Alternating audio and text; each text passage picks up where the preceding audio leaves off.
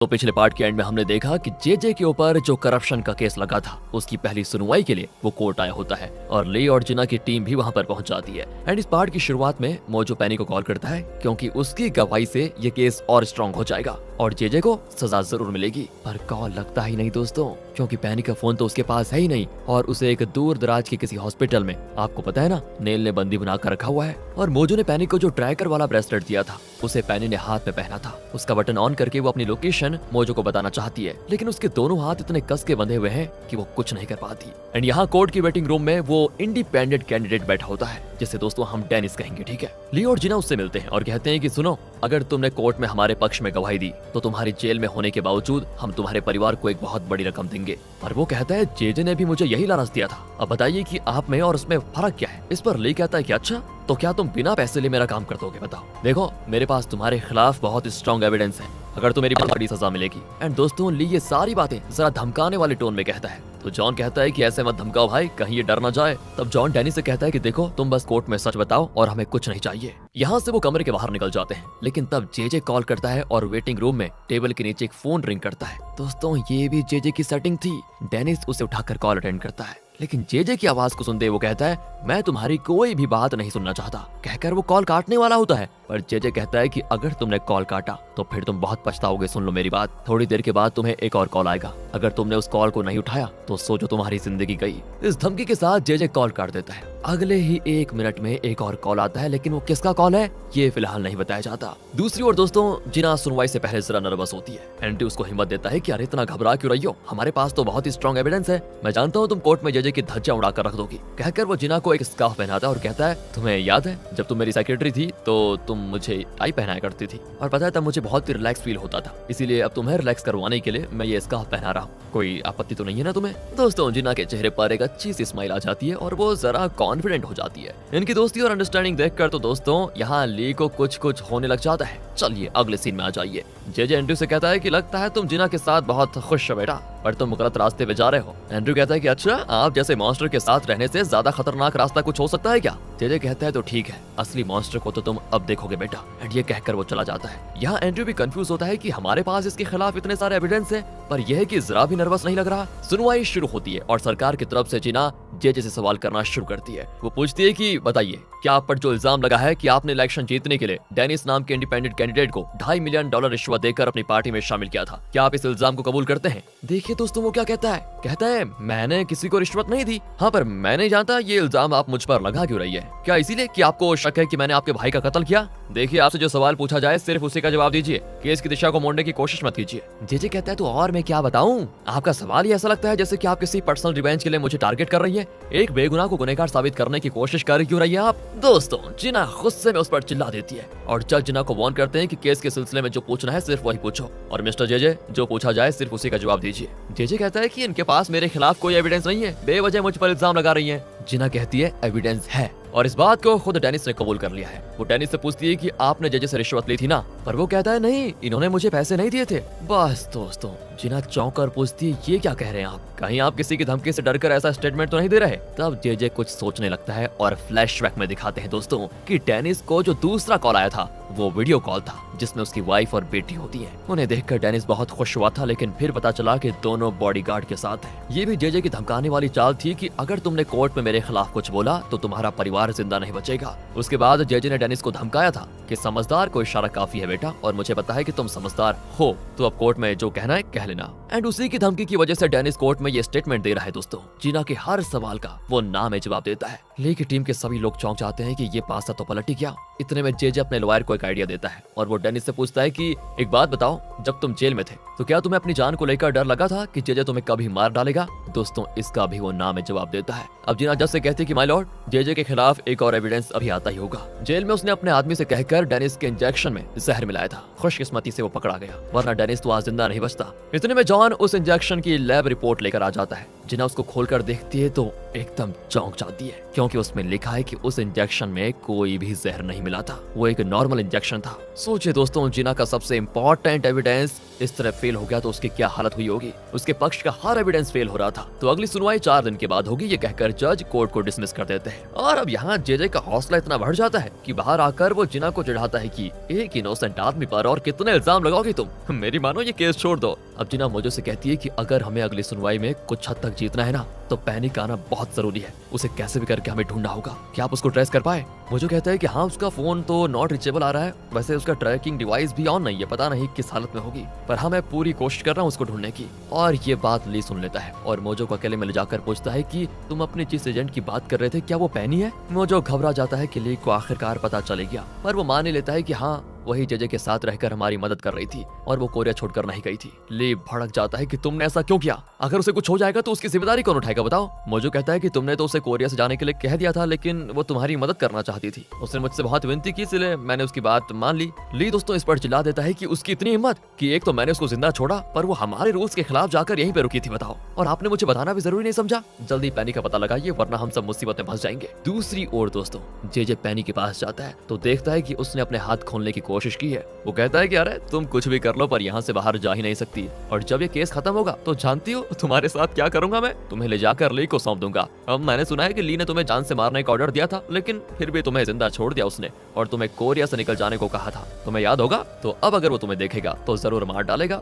तुम भी शायद उसी के हाथों मरना पसंद करोगे, राइट? और मैं खुद तुम्हारी ख्वाहिश पूरी कर दूंगा, तुम टेंशन मत लो, कहकर वो चला जाता है। दोस्तों अब यहाँ पैनी को बड़ी टेंशन होती है कि भगवान कैसे बच्चों में। दूसरी ओर चेयरमैन के पास आ जाइए दोस्तों, जो अपनी अब असली मेडिसिन ले रहा है। एंड देखिए तो अब जरा तंदुरुस्त भी हो गया, लगता है उसकी मेडिसिन बहुत बढ़िया काम कर रही है। उसका ब्लड प्रेशर भी बहुत नॉर्मल होने लगा था। एंड इस तरह खुद को चलने लायक बनाने के लिए वो पैरों का एक्सरसाइज कर रहा होता है, तो ये उसकी मदद करता है। अब एंड्रयू आकर पूछता है कि पापा, क्या आपको पता चला है कि कौन आपकी मेडिसिन को चेंज कर रहा था? क्या नाथन ऐसा कर रहा था? चेयरमैन कहता है कि नहीं, मेरी वाइफ ने किया था बेटा। एंड्रयू तो शॉक हो जाता है कि ऐसा भी कहीं होता है क्या? फिर वो रेस्टोरेंट जाते हैं जहाँ चेयरमैन उसको वो वीडियो फुटेज दिखाता है। एंड्रयू को इतना गुस्सा आता है कि मतलब उसका मन कर रहा है कि वो चेयरमैन की वाइफ को मार दे, लेकिन नहीं मार सकता। उसकी एक तरह से वो माँ है, लेकिन वो ये जरूर कहता है कि पापा अब आप इस मामले को मेरे हाथ में छोड़ दीजिए, जो करना है मैं करूंगा, आप बस अपनी सेहत का ध्यान रखिए। घर पर नाथन को दिखाते हैं, वो अपनी माँ से कहता है कि माँ, मुझसे पापा की हालत देखी नहीं जाती, आप उनके साथ ऐसा क्यों कर रही है? लेकिन दोस्तों वो कहती है अरे छोड़ो ना बेटा, उनके साथ जो हो रहा है वो खुद भी वो डिजर्व करते हैं। इतने में पीए चेयरमैन को लेकर घर आ जाता है। नाथन कहता है कि पापा, मैं आपके लिए अच्छा खाना खरीद कर लेकर आया हूँ, प्लीज मेरे साथ बैठकर खाइए ना। फिर चेयरमैन के कमरे में जाकर वो कहता है कि पापा, मम्मी कितनी जिद्दी है, ये तो आप अच्छी तरह जानते ही है, तो फिर आप ही कॉम्प्रोमाइज क्यों नहीं कर लेते? एक ही घर में आप और मम्मी इस तरह दुश्मन बन के घूम रहे हैं, बताओ कैसे चलेगा? मुझे बहुत दुख हो रहा है, आप एक काम कीजिए, सुलह कर लीजिए, कुछ दिनों के लिए मम्मी को ही चेयरमैन रहने दीजिए ना। दोस्तों वहाँ पर बेचारा बड़े तहे दिल से कह रहा होता है ताकि उसके पेरेंट्स के बीच मनमुटाव ना हो, लेकिन चेयरमैन को लगता है कि ये अपनी माँ के कहने पर ड्रामा कर रहा है। चेयरमैन कहता है कि तुम्हारी माँ ने भेजा है क्या तुम्हें कि जाओ पापा को पट्टी पढ़ाओ और मेरे रास्ते से उनको हटा दो? तुमने और तुम्हारी माँ ने मिलकर मेरा जीना हराम करके रखा हुआ है इतने सालों से, और एक बात बता दूं, तुम मेरे बेटे हो ही नहीं, निकलो यहाँ से, तुम्हारा तो मैं चेहरा भी नहीं देखना चाहता। कहकर दोस्तों वो पीए से कहता है कि मुझे नहीं चाहिए इसका ये लाया हुआ खाना, इसे कचड़े में फेंक दो। बेचारा नाथन पहली बार शायद कुछ दिल से कह रहा था, और ये सब सुनकर पूरी तरह टूट जाता है, उसकी आंखें नम हो जाती है। वो बाहर आता है और सोच लेता है कि पापा, आपने कभी मुझे समझने की कोशिश नहीं की, आगे भी आप मुझे मत समझना। लगता है दोस्तों उसने बेबसी में कोई फैसला कर लिया है। दूसरी ओर जिना को दिखाते हैं, वो ली और मोजो को बताती है कि अगली सुनवाई में पैनी को कोर्ट में आना ही होगा, वरना सोचो ये केस तो पूरी तरह हाथ से गया और जेजे पूरी तरह बच जाएगा। मोजो कहता है मैं ट्राई तो कर रहा हूँ, लेकिन उसका फोन स्विच ऑफ आ रहा है, जब तक वो ऑन नहीं होता तब तक उसके हाथ पे बंधे ट्रैकिंग डिवाइस का लोकेशन हम पता नहीं कर पाएंगे। दूसरी ओर जेजे पैनी के पास जाता है और कहता है कि कल दूसरी और आखिरी सुनवाई है मेरी जान, उसमें साबित हो जाएगा कि मुझ पर झूठा इल्जाम लगाया गया है और फिर मैं एकदम आजाद हो जाऊंगा। और हाँ, अगर तुमने मुझे धोखा नहीं दिया होता तो आज तुम मेरे घर में साथ होती, क्योंकि तुम मुझे बहुत अच्छी लगती थी। खैर कल मैं तुम्हें ली के पास लेकर जाऊंगा और फिर तुम्हारी जान उसके हाथ में होगी, देखते हैं वो क्या करता है। लो अभी पानी पी लो, 2 दिन से तुमने कुछ भी नहीं पिया वैसे भी। कहकर वो पैनी को पानी पिलाता है और पानी मुंह में लेकर जेजे के मुंह में वो थूक देती है। दोस्तों जेजे अपना मुंह पोंछकर कहता है कि कल तुम्हारी जिंदगी का आखिरी दिन होगा। इस तरह उसको धमका कर वो चला जाता है। यहाँ चेयरमैन वेट लिफ्टिंग कर रहा होता है। अचानक पिया आकर कहता है कि सर आपकी वाइफ आ रही है, जल्दी बीमार वाली एक्टिंग कीजिए। वो भी वेट रखकर जल्दी से चेयर पर बैठ जाता है और बड़बड़ाने लग जाता है कि हाय दर्द के मारे मेरी जान निकल रही है। उसकी वाइफ आकर कहती है कि अच्छा एक बात बताइए, आपने मेरे बेटे को क्या कहा? वो इतना पीकर क्यों आ गया घर में? एक बात बताइए, क्या आप कभी उसे अपना बेटा नहीं मानेंगे? चेयरमैन कहता है देखो मेरी तबीयत सच में बहुत ज्यादा खराब है, अभी तुम निकल जाओ यहाँ से। लेकिन दोस्तों चेयरमैन की वाइफ गुस्से में छड़ से चेयरमैन के गाल पे मारकर कहती है, अगले शेयर होल्डर्स मीटिंग में देखो मैं तुम्हारे साथ क्या करती हूँ, फिर पता चलेगा तुम्हें। बताओ यार, मार के चली गई।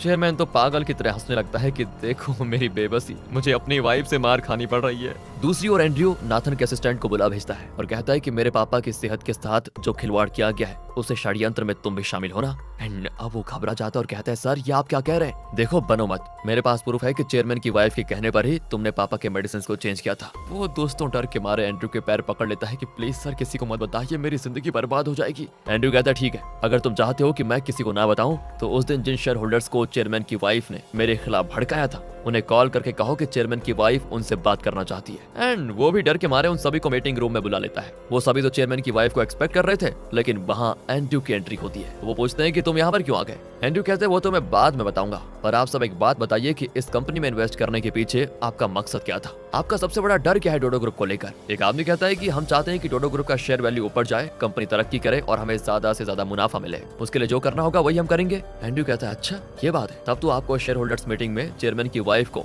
या नाथन को वोट करना ही नहीं चाहिए। जानना चाहते हैं क्यों? पूछकर दोस्तों वो वीडियो फुटेज दिखाता है जिसमें चेयरमैन की वाइफ चेयरमैन के मेडिसिन के बदले नकली मेडिसिन रख रही है। मेरे पापा की जान लेने की कोशिश की है इस औरत ने। अगर ये वीडियो मैंने लीक करवा दिया तो जानते हो क्या होगा? किसी को डोडो ग्रुप पर विश्वास नहीं रहेगा और डोडो ग्रुप का नामो निशान मिट जाएगा। फिर कहां से मिलेगा मुनाफा आप सभी को? अगर आप डोडो ग्रुप की भलाई चाहते हैं तो सुनो, अगले शेयर होल्डर मीटिंग में आप मुझे सपोर्ट करेंगे। कहकर एंड्रयू वाइन ग्लास उठाता है एंड इस पर सभी उसे सपोर्ट करते हुए अपने ग्लासेस उठाकर चीयर्स करते हैं। दोस्तों अगले दिन आखिरी सुनवाई के लिए नेल भी तैयार हो रहा होता है। वो जेराल्ड से पूछता है कि पेनी सेफ तो है ना, कहीं वो बचकर भाग तो नहीं जाएगी? कहता है, नहीं सर, अगर उसको बचकर निकलना होगा तो उसको दीवार तोड़नी होगी और उसके हाथ तो बंधे हुए हैं, इसलिए फिक्र करने की कोई बात ही नहीं है। नील कहता है, कल मुझे बुरा सपना आया था, मुझे लगता है कि हॉस्पिटल कॉल करके एक बार पूछ लेना चाहिए। जेराल्ड कहता है कि सर, पर आप अपने फोन से मत कीजिए वरना पकड़े जाने का डर है। पेनी का फोन तो आपके पास है ना, उसे ऑन करके कॉल कीजिए। अब नेल जैसे उस फोन को ऑन करता है तो यहाँ जिना की टीम को अलर्ट मिल जाता है। जॉन तुरंत जिना से कहता है कि पेनी का फोन ऑन हो गया है और पेनी की लोकेशन हमें मिल गई है।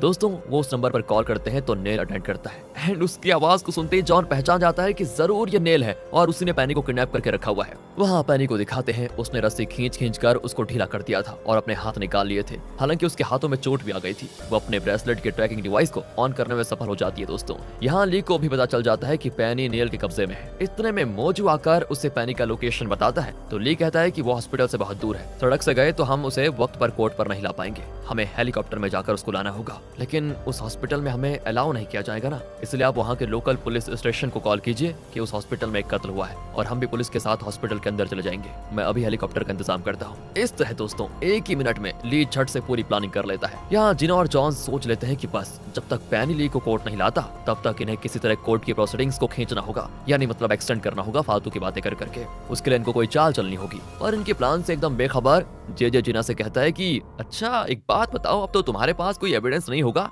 मैं ये केस जीत जाऊंगा और जीतते ही मेयर बन जाऊंगा, फिर देखना मैं एक एक करके तुम सबका खात्मा कैसे करता हूँ। जिना भी उसको चिढ़ाती है कि जब लोग ओवर कॉन्फिडेंट हो जाते हैं ना, उनका दिमाग अपनी जगह से खिसक जाता है और उनकी हार होती है। फिर दोस्तों हॉस्पिटल में आ जाइए। एक नर्स पेनी को स्पॉन्ज बाथ देने आती है और पेनी ऐसे बैठी होती है जैसे कि उसके हाथ बंधे हुए हैं। अचानक हेलीकॉप्टर की आवाज सुनकर नर्स चौंक जाती है कि यहाँ पर कौन हेलीकॉप्टर लेकर आ गया और वो भी इतनी नीचे क्यों उड़ रहा है। दोस्तों पेनी को तो तुरंत एहसास हो जाता है कि उसे बचाने के लिए मोजो और ली आए होंगे। ली और मोजो हॉस्पिटल के बाहर खड़े होते हैं। ली जिना को कॉल करके कहता है कि हम 1 घंटे में पेनी को लेकर कोर्ट पहुंच जाएंगे, तब तक तुम कुछ भी करके कोर्ट की प्रोसीडिंग्स को एक्सटेंड करो। हाँ मैं पूरी कोशिश करूंगी पर तुम जल्दी आ जाना, कहकर वो कॉल काट देती है। इतने में लोकल पुलिस भी हॉस्पिटल आ जाती है एंड ये लोग उनके पीछे पीछे अंदर चले जाते हैं। पुलिस वहाँ के स्टाफ को बताती है कि हमें इन्फॉर्मेशन मिली है कि यहाँ किसी का कत्ल हुआ है। इतने में ली पेनी को पुकारते हुए अंदर भागता है एंड वो उसे रोकने की बहुत कोशिश करते हैं, लेकिन ली उनको चकमा देखकर अंदर चला जाता है। दोस्तों कोर्ट में जिना कहती है कि मैं कुछ और विटनेसेस से पूछताछ करना चाहती हूँ। जे चौंक जाता है कि आप कौन सा विटनेस लेकर आ गई। असल में दोस्तों इंडिपेंडेंट कैंडिडेट डेनिस के साथ मिलकर जिन लोगों ने उसके लिए प्रचार किया था उन्हें जिना विटनेस के तौर पर लेकर आई थी। जे को समझ नहीं आता कि इनके स्टेटमेंट का क्या करेगी एंड जज भी चौंक जाते हैं कि तुम करना क्या चाहती हो और आखिरी सुनवाई में इतने सारे विटनेसेस के स्टेटमेंट को लेकर तुम साबित क्या करना चाहती हो। इसमें तो बहुत देर लग जाएगी। पर जिना कहती है कि सच को सामने लाने के लिए थोड़ा तो इंतजार करना पड़ेगा ना, इसीलिए मैं एक एक करके पूछताछ करना चाहती हूँ जिससे और कई सच्चाइयां कोर्ट के सामने आ जाएंगी। इस पर फिर क्या था, जज भी मान जाते हैं कि ठीक है लेकिन जल्दी पूछताछ शुरू करो। दूसरी ओर दोस्तों ग्रे पेनी को देख लेता है और फिर वो तुरंत उस कमरे में जाकर पेनी को छुड़ा लेते हैं। इतने में ली भी आ जाता है और गुस्से में पेनी को देखता है। वो बेचारा बेचारी कहती है कि मुझे माफ कर दो। ली कहता है कि मैंने बॉस से बात कर ली है। तो मुझे पूछता है उन्होंने क्या कहा। बॉस ने फैसला मुझ पर छोड़ दिया है। ये सुनकर सभी को तसल्ली हो जाती है कि चलो पेनी की जान बच गई, क्योंकि ली कभी पेनी को मार नहीं सकता। तो वहाँ कोर्ट में जिना सारे विटनेसेस से एक ही सवाल कर रही होती है। तो जेजे का लॉयर कहता है ऑब्जेक्शन योर ऑनर, हमारी समझ में नहीं आ रहा कि सरकारी वकील एक बेहुदा सवाल को बार बार हर किसी से पूछकर पता क्या लगाना चाहती है। किमी नाथन से कहती है तुम्हें नहीं लगता कि ये जानबूझकर सुनवाई का टाइम बढ़ाने की कोशिश कर रही है? हाँ, छोड़ो ना, बढ़ाकर भी होने क्या वाला है। और तभी नेल और जेराल्ड कोर्ट में आते हैं। नेल तो बड़ा खुश होता है कि थोड़ी देर में जज छूट जाएगा और मेयर बन जाएगा, फिर तो अपना ही राज होगा। और यहाँ एंट्री होती है ली की। उसके साथ पेनी को देखकर नेल तो बौखला जाता है। कोर्ट रूम में जिना जज से कहती है कि मेरी आखिरी विटनेस इस केस में दूध का दूध और पानी का पानी करने वाली है। जेजे को लगता है कि ये भी कोई नकली विटनेस होगा जिसको जिना ने अरेंज किया है। और तब ली पेनी को लेकर एंटर करता है। पेनी को देखकर जेजे के पसीने छूटने लगते हैं और यहाँ पर ली जेजे को देखकर एक बढ़िया वाली स्माइल करता है। well, तो पिछले पार्ट के एंड में हमने देखा कि कोर्ट में आखिरी सुनवाई शुरू हो गई थी। पेनी के आने तक जिना कोर्ट की प्रोसीडिंग्स को जानबूझकर कई नए विटनेसेस से सवाल पूछने के बहाने खींची जा रही थी। आखिर में उसने एक विटनेस से पूछताछ करने की मांग की और ठीक उसी वक्त ली पेनी को लेकर वहाँ पर आ गया था। तो इस पार्ट में दिखाते हैं कि जज कहते हैं नहीं, अब मुझे नहीं लगता कि और कोई विटनेस कुछ नया कहने वाला है। कोर्ट का वक्त बर्बाद मत करो, समझे? दोस्तों ये सुनकर जेजे चैन की सांस लेता है कि ओह बड़ी मुश्किल से बच गया। एंड तब ली कोर्ट में आता है कि ये आखिरी विटनेस पेनी है और इसे जेजे ने किडनैप करके दूर एक हॉस्पिटल में बांध कर रखा हुआ था। उसे छुड़ाकर लाने में देरी हो गई, चाहे तो आप वहाँ के लोकल पुलिस से पूछ सकते हैं। दोस्तों जेजे तो उठकर चिल्लाने लगता है, लेकिन जज उसको बिठाकर अगले विटनेस को अलाउ करते हैं। बस दोस्तों जेजे की हवा निकल जाती है। पेनी बताती है कि मेरी एक आर्ट गैलरी है और उसी के जरिए जेजे ने वो 2.5 मिलियन डेनिस को दिए थे। मैं जेजे के साथ ही काम करती थी, लेकिन उसने मुझे बंदी बनाकर रख दिया और इस तरह वो सारा सच बता देती है। तब जिना बताती है कि जेजे ने मुझे भी जान से मारने की कोशिश की थी, पर जेजे कहता है कि नहीं, ये सब झूठ है, बिना एविडेंस के ये लोग कुछ भी कह रहे हैं, ये सरासर झूठ है। अब जिना परेशान हो जाती है कि अब क्या करें, क्योंकि पेनी की गवाही का भी कोई प्रूफ नहीं है। और तब एंड्रयू हाथ उठाता है कि मेरे पास प्रूफ है। जेजे ने अपने आदमी से कहकर जिना का कत्ल करने की कोशिश की थी। उस वक्त मैं उसकी कार का पीछा कर रहा था और मैंने कार के डैशबोर्ड कैमरा में वो सब कुछ रिकॉर्ड कर लिया। आप चाहे तो मैं आपको दिखा सकता हूँ। दोस्तों जेजे कुछ नहीं कर पाता यहाँ पर, और प्रूफ देखने के बाद जज उसको 5 साल जेल की सजा सुनाते हैं। और यहाँ आपको भी चैन आया होगा ना। यहाँ ली पेनी को बताता है कि हमारे ऑर्गेनाइजेशन के बॉस ने यानी मेरे पापा ने तुम्हें माफ करने का फैसला कर लिया है। अब तुम्हें हमसे कोई खतरा नहीं है और ये कुछ बॉन्ड्स हैं जिनके इस्तेमाल करके तुम फॉरेन में अपनी पसंद का होटल खोल सकती हो। तुम हमेशा से अपना एक होटल खोलना चाहती थी ना।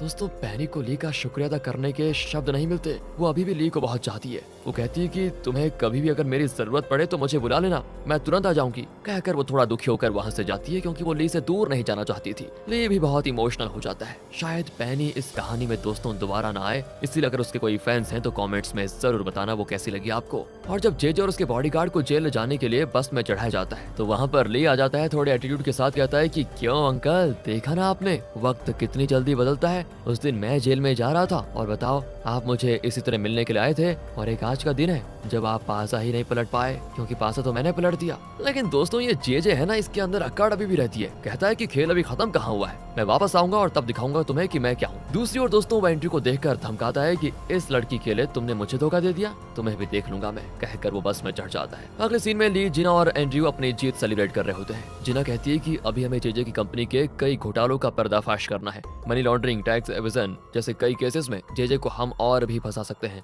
लेकिन उसके फाइल में सब कुछ एकदम परफेक्ट है, हिसाब किताब सब एकदम साफ रखा हुआ है उसने। एंड्रयू कहता है कि हाँ ये तो है, वो इस मामले में बहुत ही सावधान रहता है, पर तुम फिक्र मत करो, कुछ ना कुछ तो हमारे हाथ जरूर लगेगा उसके खिलाफ। इतने में सिंडी वहाँ पर आ जाती है। असल में दोस्तों एंड्रयू ने उसको बुलाया था। वो ली के पास बैठकर पीने लग जाती है। ली तो घबरा जाता है कि ये पिएगी तो न जाने आज किसको मार खिलवाएगी, और वो बहुत पीती है और अचानक ली को किस कर देती है। ली उसे दूर हटाकर कहता है कि पागल लड़की ये क्या कर रही हो, आप लोग इसको सीरियसली मत लेना, ये पीती है तो इसका थोड़ा दिमाग फिर जाता है। दोस्तों वो तो ली से लिपट कर एंड्रयू और जिना से कहती है तुम दोनों मेरे बॉयफ्रेंड से दूर रहो, समझे, वरना दोनों को मार डालूंगी। लगता है नशा चढ़ गया उसके अंदर। ली उससे बचकर वापस होटल आ जाता है। दोस्तों वो मोजो से कहता है कि मैं एंड्रयू के साथ काम जरूर कर रहा था, लेकिन मुझे उस पर अभी भी पूरा विश्वास नहीं है, क्योंकि जिस जेजे ने उस पर विश्वास किया उसी के खिलाफ एंड्रयू ने एविडेंस कलेक्ट करने में कोई कसर नहीं छोड़ी। क्या पता कल वो हमारे खिलाफ भी काम करे। मेरे अगले टारगेट्स हैं नाथन और एंड्रयू। दूसरी ओर दोस्तों एंड्रयू अपने असिस्टेंट से कहता है कि मैं जानता हूं कि ली का अगला टारगेट मैं और नाथन है, वो जरूर हमारे शेयर होल्डर्स मीटिंग में टांग अड़ाने की कोशिश करेगा। एंड दोस्तों, इस तरह ली ने जो सोचा था, एंड्रयू ने उसे बिल्कुल ठीक गैस कर लिया होता है। लगता है ये भी ली का साथ देने की एक्टिंग कर रहा था बस। अगले सीन में चेयरमैन की वाइफ और नाथन नेल के घर जाते हैं। चेयरमैन की वाइफ कहती है कि जेजे को जेल से रिहा करवाने में आपकी मदद कर सकती हूँ मैं, बदले में आपको हमारे लिए कुछ करना होगा। बी वर्ड फार्मा कंपनी में जेजे के जो शेयर्स है वो आपको हमारे नाम करना होगा। ऐसा करने से हम डोडो ग्रुप के अगले शेयर होल्डर्स मीटिंग में जीत जाएंगे, क्योंकि हमारे पास सबसे ज्यादा शेयर्स होंगे फिर, और उसके बाद तो हम एंड्रयू को डोडो ग्रुप से आराम से बाहर निकाल सकते हैं। पर नेल कहता है कि अगर तुम किसी अच्छे लॉयर की मदद से जेजे को बाहर निकालने की सोच रही हो तो ये काम तो मैं भी करवा सकता हूँ, इसमें मुझे तुम्हारी मदद की जरूरत क्यों है, और इस डीलिंग में मेरा फायदा ही क्या है। पर किमी कहती है कि मुझे आपकी डीलिंग मंजूर है, लेकिन बदले में आपको डोडो ग्रुप होटल में मेरा काम करना होगा। चेयरमैन की वाइफ कहती है वो तो हमने सिंडी को देने का फैसला किया था ना। किमी कहती है कि पर अभी दिया तो नहीं ना, इसलिए वो मेरे नाम कर दीजिए, फिर मैं फार्मा कंपनी के शेयर्स आपके नाम करवा दूंगी। अब और कोई रास्ता न पास होकर चेयरमैन की वाइफ मान जाती है। लेकिन दोस्तों, नाथन का असिस्टेंट ये सारी बात सुन रहा होता है और वो ये सारी बातें एंड्रयू को बता देता है। पता है दोस्तों क्यों?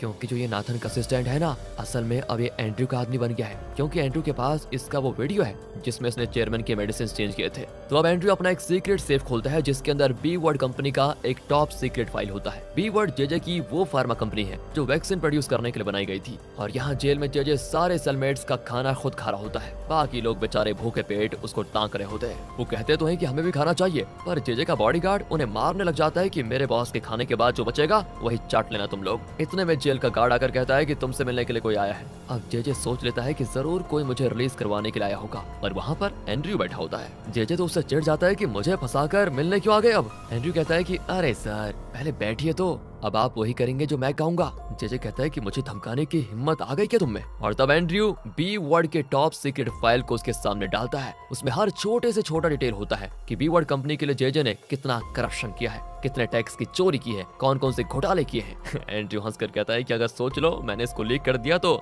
ये 5 साल की सजा कुछ भी नहीं है, उम्र भर की जेल हो जाएगी तुम्हें। जेजे पूछता है तो क्या तुमने ये डिटेल्स जिना को नहीं दिए? एंड्रयू कहता है कि मैं क्या बेवकूफ हूँ जो जिना को ये सीक्रेट फाइल दूंगा, मैं तो अपने फायदे के लिए तुम्हें धमकाने के लिए आया हूँ। जेजे कहता है कि ठीक है, बोलो तुम्हें चाहिए क्या? अब आप पूछ ही रहे हैं तो बता देता हूँ कि मुझे 2 चीजें चाहिए। एक तो आपको वो ऑडियो रिकॉर्डिंग मुझे देना होगा जिसमें मैंने कबूल किया है कि मैंने अपने सौतेले बाप का कत्ल किया था, और दूसरा ये कि आप अपनी कंपनी यानी बी वर्ड को मेरे नाम करेंगे। जेजे दोस्तों उसी समय मना कर देता है। एंड्रयू कहता है ठीक है, फिर आपकी मर्जी, मैं इसको लेकर दूंगा और फिर हमेशा के लिए पड़े रहना इस जेल में। उसके जाने के बाद जेजे बहुत मायूस होकर अपने सेल में आता है। उसके सेलमेट्स किसी बात पर हंस रहे होते हैं, लेकिन जेजे उनको पीटने लग जाता है कि मुझे देखकर हंस क्यों रहे हो बेचारे। अब बॉडीगार्ड उसको रोक लेता है फाइनली। जेजे कहता है कि एंड्रयू को ना मैंने अंडर एस्टिमेट कर दिया, इतने दिन से मेरा असली दुश्मन तो वही था और मुझे पता भी नहीं चला। उसने मुझसे बहुत कुछ सीख लिया है और वो मेरी सारी तरकीबें मेरे खिलाफ यूज कर रहा है। दूसरी ओर दोस्तों, एंड्रयू का असिस्टेंट उससे पूछता है कि क्या सच में आपने जानबूझकर जिना को ली के सामने मिलने के लिए कहा था? एंड्रयू कहता है कि और नहीं तो क्या, उन दोनों को मिलवाने की एक और वजह भी थी।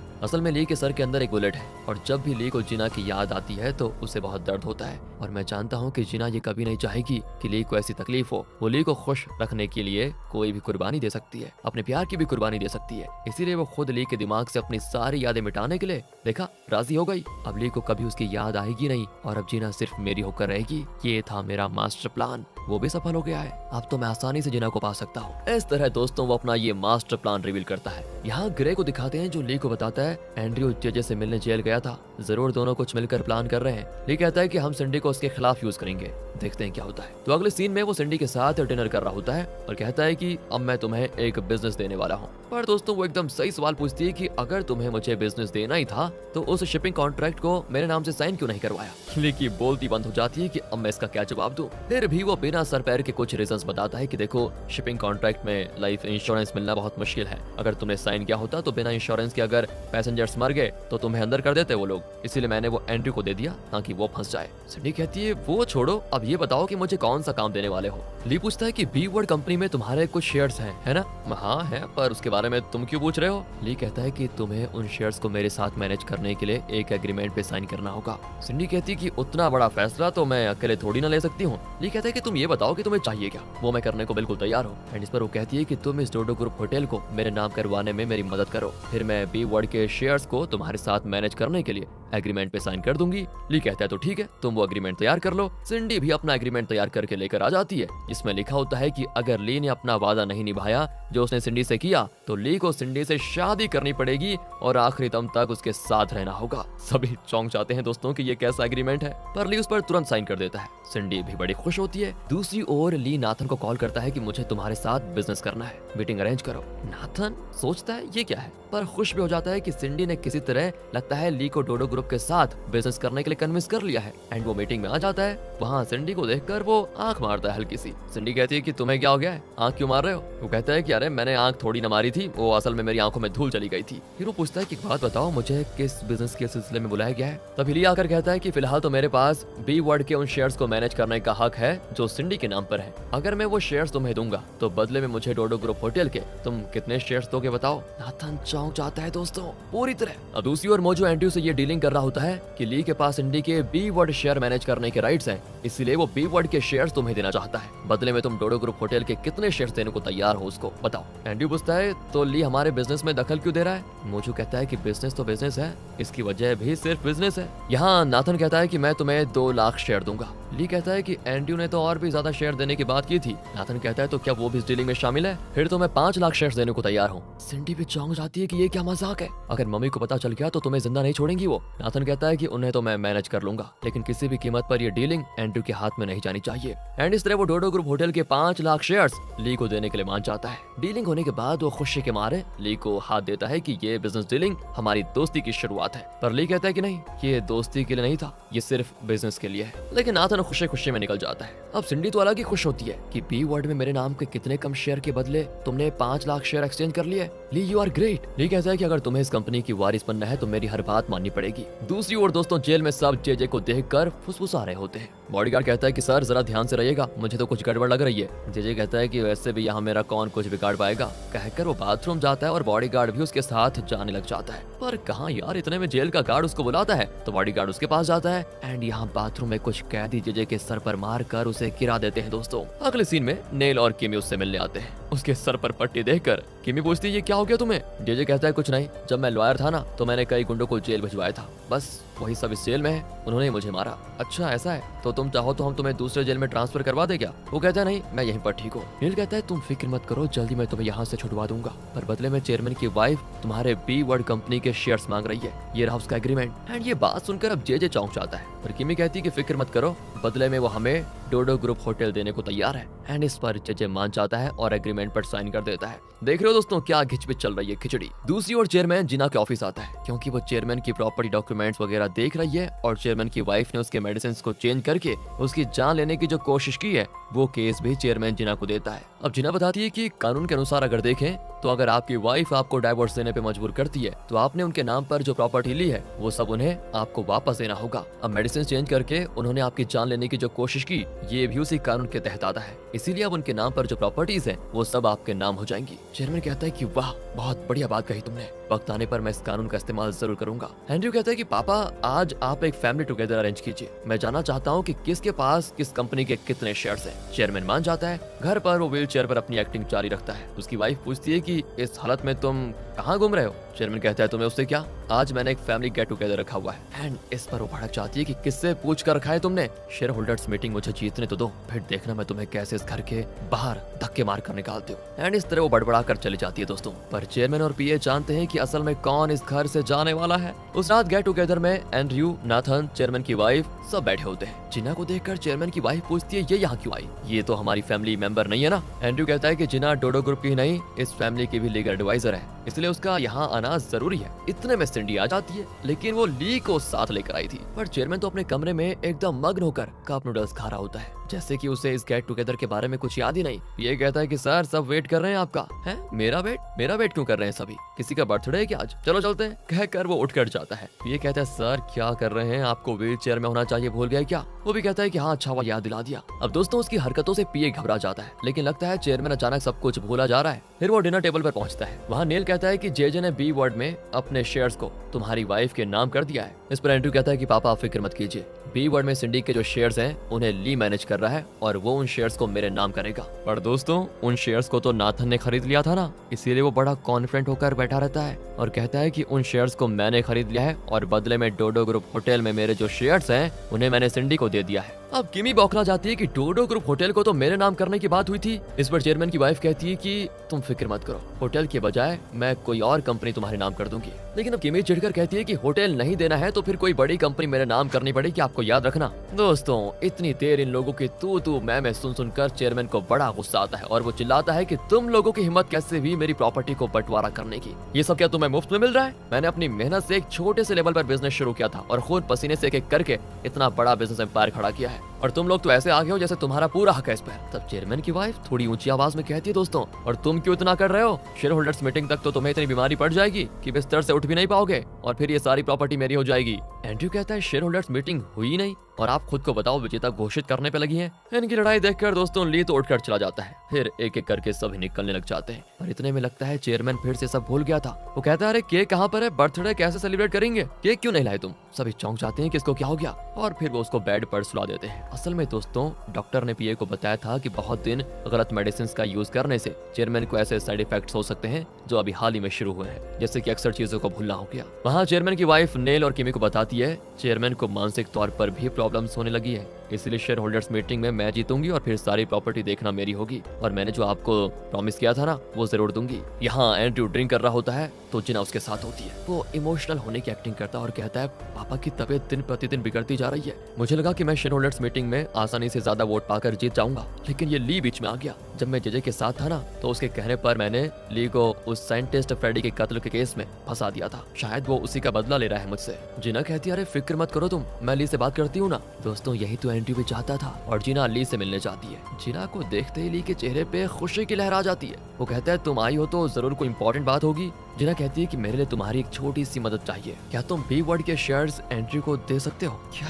ली चौंक जाता है कि तुम इस मामले के बीच में क्यों आना चाहती हो? वो कहती है कि एक्चुअली एंड्रयू बहुत दुखी है, शायद तुम उससे बदला ले रहे हो, उसे ऐसा लगता है क्योंकि उसने तुम्हें फ्रेडी के कत्ल में फंसाया जो था, उसने जेजे के जाल में फंसकर अनजाने में तुम्हारे साथ जो किया उससे सोच कर वो बहुत पछता रहा है। क्या तुम उसको माफ करके उसे शेयर्स नहीं दे सकते क्या? ली कहता है कि देखो जिना, तुम उस एंड्रयू को जितना नादान समझ रही हो ना वो उतना है नहीं। जरूर वो तुम्हें इमोशनली मैनिपुलेट करके अपने काम के लिए यूज कर रहा है, तुम शायद उसकी एक्टिंग को समझ नहीं रही हो और आइंदा इस बारे में मुझसे बात ही मत करना वरना मुझे भी तुम्हें अपनी टीम से निकालना होगा। बस ये समझ लो कि यहाँ बिजनेस का गेम चल रहा है जो तुम शायद कभी समझ नहीं रही। जिना भी दोस्तों सॉरी कहकर चली जाती है। यहाँ जेल गार्ड जेजे से कहता है कि तुम्हें दूसरे जेल में ट्रांसफर किया जा रहा है। बॉडीगार्ड पूछता है कि कहीं आपकी वाइफ यानी किमी ने तो ये इंतजाम नहीं किया? जेजे कहता है कि पता नहीं, चलो देखते हैं। कहकर वो बाहर जाता है तो वहाँ पर एंड्रयू बैठा होता है जिसने हेड गार्ड से कहकर जेजे के लिए चाय मंगवाया था। जेजे कहता है कि तुम शायद इसीलिए यहाँ पर आए हो क्योंकि मैंने चेयरमैन की वाइफ को अपने बी वर्ड के शेयर्स दे दिए। तुम कुछ भी कर लो पर मैं बी वर्ड को तुम्हारे नाम नहीं करूंगा, कभी नहीं। तुम्हें क्या लगा कि मैं यहाँ जेल में रहूंगा और तुम वहाँ कंपनी के मालिक बन जाओगे? कहकर वो चाय पीता है। दोस्तों